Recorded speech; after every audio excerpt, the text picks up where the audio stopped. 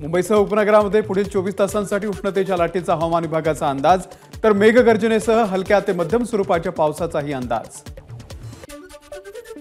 विजांच्या कडकडाटासह संपूर्ण कोकणामध्ये आज मध्यम स्वरूपाच्या पावसाचा अंदाज। पुणे, नगर, सातारा, सोलापूरमध्येही पावसाची शक्यता। मुंबई प्रादेशिक हवामान केंद्राची माहिती।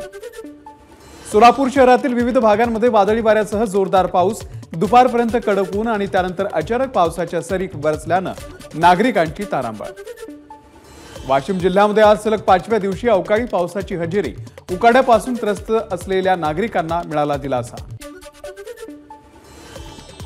पुण्याच्या खेड तालुक्यातील पश्चिमी भागामध्ये वादळी वाऱ्यासह पावसानं शेतीचं मोठ्या प्रमाणावरती नुकसान।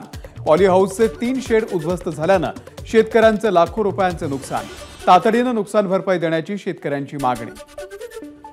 पुण्याच्या शिरूर तालुक्यामधील मांडवगण या फराटा गावातील शेतकरी राजेंद्र घाडगे यांची अवकाळी पावसानं 3 एकर केळीची बाग भुईसपाट, 13 लाख रुपयांचं नुकसान।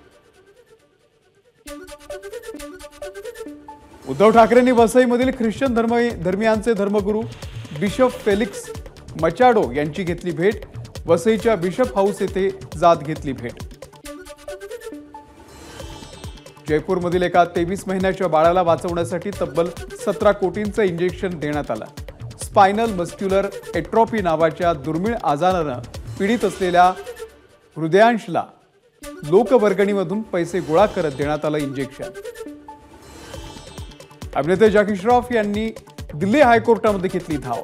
पूर्वसंमतीच्या शिवाय फोटो, आवाज आणि व्हिडिओ हा शब्द वापरणाऱ्यांच्या विरोधात जॅकी श्रॉफ यांच्याकडून खटला दाखल। दिल्लीमधील आयकर विभागाच्या इमारतीला आग, इमारतीमधील लोक पायऱ्यांद्वारे बाहेर पडले। आग नेमकी कशामुळे लागली हे मात्र अद्यापही अस्पष्ट।